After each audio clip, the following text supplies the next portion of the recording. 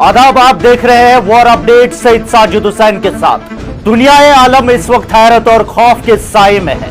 Iran ने साबित कर दिया है कि वो सिर्फ बातें नहीं करता बल्कि दुश्मन के घर में घुसकर निशाना लगाना जानता है। कतर में मौजूद अमेरिकी सेंट्रल कमांड सेंटकॉम का सबसे बड़ा और अहम तरीन अड्डा अल उदेद एयरबेस ईरान के एक खौफनाक इंतकाम की जद में आते आते बचा। आज की इस मखसूस रिपोर्ट में हम आपको बताएंगे कि कैसे ईरानियन तैयारों ने दुश्मन के जदीद तरीन रेडार और दिफाई निजाम को चकमा दिया और कैसे यह हमला अमेरिकी फौज के लिए एक कयामत बनने वाला था। 2 मार्च की सुबह जब दुनिया अभी बेदार हो रही थी, ईरान के निडर IRGC ने अपने 2 खौफनाक Soviet era Su-24 tactical bombers रवाना किए। इनका निशाना कोई आम जगह नहीं थी बल्कि कतर में मौजूद अमेरिकी फौज का नौ सेंटर और कतर की मईशत की रीढ़ की हड्डी समझे जाने वाली रास लफान गैस एजेंसी थी। जराये के मुताबिक ईरानियन पायलट्स ने ऐसी हैरत अंगेज महारत और बहादुरी दिखाई कि दुनिया दंग रह गई। सिर्फ 80 फीट की बुलंदी पर परवाज करते हुए इन जवान मर्दों ने रेडार डिटेक्शन से बचकर दुश्मन के होश उड़ा दिए। वो अपने निशाने से सिर्फ 2 मिनट की दूरी पर थे जब दुनिया को उनकी मौजूदगी का एहसास हुआ।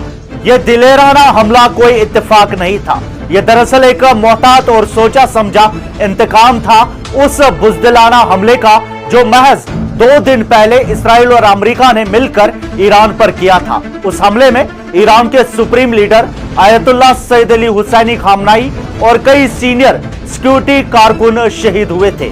ईरान ने शहादत का जवाब देने के लिए दुश्मन के सबसे मजबूत किले का इंतखाब किया। लेकिन इस पूरे ड्रामे में उस वक्त एक नया मोड़ आया जब कतर के F-15 जेट्स ने आखिरी लम्हात में मुदाखलत की। बताया जा रहा है कि कतर ने रेडियो के जरिए बार बार वार्निंग्स जारी की, लेकिन ईरानियन बॉम्बर्स ने कोई जवाब नहीं दिया और अपने मकसद की तरफ बढ़ना जारी रखा। बिलाखिर कतर की हवाई हुदूद में एक सनसनीखेज मुकाबला हुआ और ईरानियन तैयारे कतर की हुदूद में गिरकर तबाह हो गए। कतर के फॉरेन मिनिस्ट्री ने तस्दीक की है कि क्रू की तलाश जारी है, लेकिन ईरान ने अपना पैगाम पूरी दुनिया को भेज दिया है। आयतुल्लाह सईद अली हुसैनी खामनाई की शहादत का बदला लेने का सिलसिला अब रुकने वाला नहीं है। खबरें यहां खत्म नहीं होती। इस कोशिश के साथ ईरान ने बैलिस्टिक मिसाइल से भी अल उदेद एयरबेस को निशाना बनाने की कोशिश की।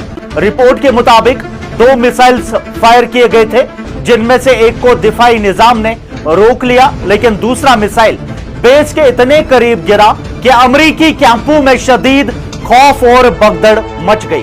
उसके फौरन बाद कतर ने 10 ऐसे अफराद को गिरफ्तार करने का दावा किया जिन पर IRGC के लिए जासूसी और सैबोटेज का इल्जाम है। इनमें से 7 अफराद मिलिट्री इंफ्रास्ट्रक्चर की मालूमात जमा कर रहे थे।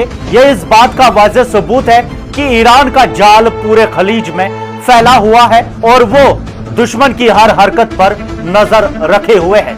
इस वाकये के बाद कतरी प्राइम मिनिस्टर मोहम्मद बिन अब्दुल रहमान अल थानी ने Iranian foreign minister Abbas Araghchi से राब्ता किया और इसे एक खतरनाक एस्केलेशन और रेड लाइन करार दिया। उन्होंने कहा कि कतर की खुद मुख्तारी पर हमला बर्दाश्त नहीं किया जाएगा और इसका जवाब दिया जाएगा। लेकिन सवाल यह पैदा होता है कि जब अमेरिका और इस्राइल ने ईरान की सरजमीन पर खून की होली खेली और उनके रहनुमाओं को निशाना बनाया, तब ये रेड लाइन्स कहां थी?